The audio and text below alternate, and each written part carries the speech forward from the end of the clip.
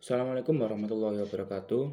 Perkenalkan, nama saya Ahmad Rian Ramadan dari kelas 21 bab 2 absen 2.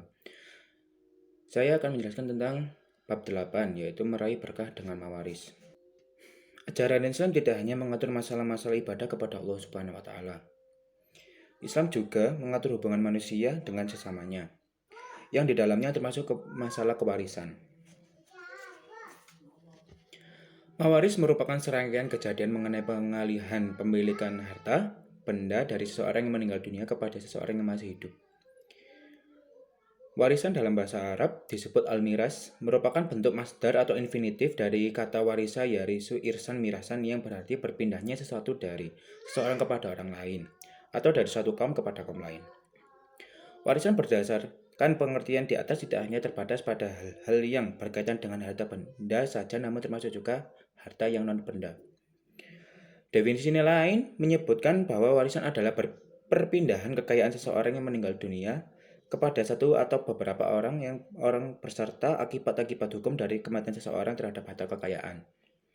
Ilmu mawaris biasa disebut dengan ilmu faraid, yaitu ilmu yang membicarakan segala sesuatu yang berhubungan dengan harta warisan, yang mencakup masalah-masalah orang yang berhak menerima warisan, bagian masing-masing dan cara melaksanakan pembagiannya, serta hal-hal lain berkaitan dengan kegiatan masalah tersebut. Dasar-dasar hukum waris. Sumber hukum ilmu waris yang paling utama adalah Al-Quran, kemudian as-sunnah atau hadis, dan setelah itu ijma' para ulama serta sebagian kecil hasil ijtihad para mujtahid. Posisi hukum kewarisan Islam di Indonesia. Hukum kewarisan Islam di Indonesia merujuk kepada ketentuan dalam kompilasi hukum Islam atau KHI. Mulai pasal 171 diatur tentang pengertian pewaris, harta warisan, dan ahli waris. Kompilasi hukum Islam merupakan kesepakatan para ulama dan perguruan tinggi berdasarkan Impres nomor 1 tahun 1991. Yang masih menjadi perdebatan hangat adalah keberadaan pasal 185 tentang ahli waris pengganti yang memang tidak diatur dalam fikih Islam. Ketentuan mawaris dalam Islam. 1. Ahli waris. Jumlah ahli waris yang berhak menerima harta warisan dari seseorang yang meninggal dunia ada 25 orang. Yaitu 15 orang ada dari ahli waris pihak laki-laki yang biasa disebut ahli waris ashabah, atau yang bagiannya berupa sisa setelah diambil oleh zawil furud. Dan 10 orang dari ahli waris pihak perempuan yang biasa disebut ahli waris zawil furud, atau yang bagiannya telah ditentukan. Syarat-syarat mendapatkan warisan. Seseorang muslim berhak mendapatkan warisan apabila memenuhi syarat-syarat sebagai berikut. Yang pertama, tidak adanya satu penghalang-penghalang untuk mendapatkan warisan. Yang kedua, kematian orang yang diwarisi, walaupun kematian tersebut berdasarkan vonis pengadilan, misalnya hakim memutuskan bahwa orang yang hilang itu dianggap telah meninggal dunia. Yang ketiga, ahli waris hidup pada saat orang yang memberikan warisan meninggal dunia. Jadi, jika seseorang wanita mengandung bayi, kemudian salah seorang anaknya meninggal dunia, maka bayi tersebut berhak menerima warisan dari saudaranya yang meninggal itu.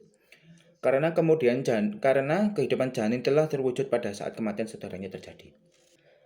Selanjutnya yaitu sebab-sebab menerima harta warisan. Seseorang mendapatkan harta warisan disebabkan salah satu dari beberapa sebab sebagai berikut. Yang pertama yaitu nasab atau keturunan, yang kedua pernikahan, yang ketiga wala. Selanjutnya ada sebab-sebab tidak mendapatkan harta warisan. Yang pertama yaitu kekafiran, pembunuhan, perbudakan, perzinahan, dan li'an. Selanjutnya yaitu ketentuan pembagian harta warisan. Pembagian harta warisan dari seseorang yang meninggal dunia merupakan hal yang terakhir dilakukan. Ada beberapa hal yang harus dilakukan sebelum harta warisan dibagikan. Selain pengurusan jenazah, wasiat dan hutang si mayatlah yang harus terlebih dahulu ditunaikan. Dalam Al-Quran terdapat ayat-ayat yang menegaskan bahwa pembagian harta warisan dilaksanakan setelah penunaian wasiat dan hutang si mayit, seperti yang terdapat dalam Al-Quran surat An-Nisa.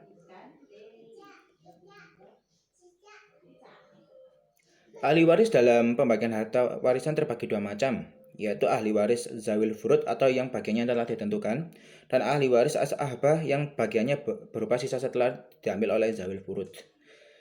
Yang pertama yaitu ada ahli waris zawil furud. Ahli waris yang memperoleh kadar pembagian harta warisan telah diatur oleh Allah Subhanahu wa taala dalam Quran surat An-Nisa. Dengan pembagian terdiri dari 6 kelompok. Penjelasan sebagaimana di bawah ini.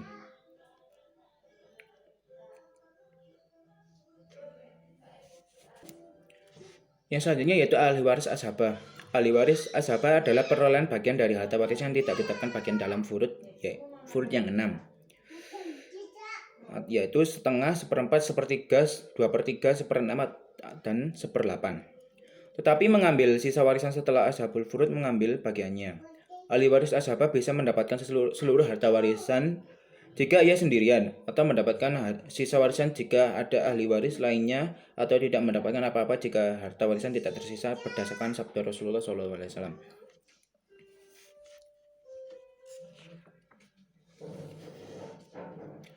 Ahli waris ashabah terbagi menjadi 2 yaitu sebagai berikut.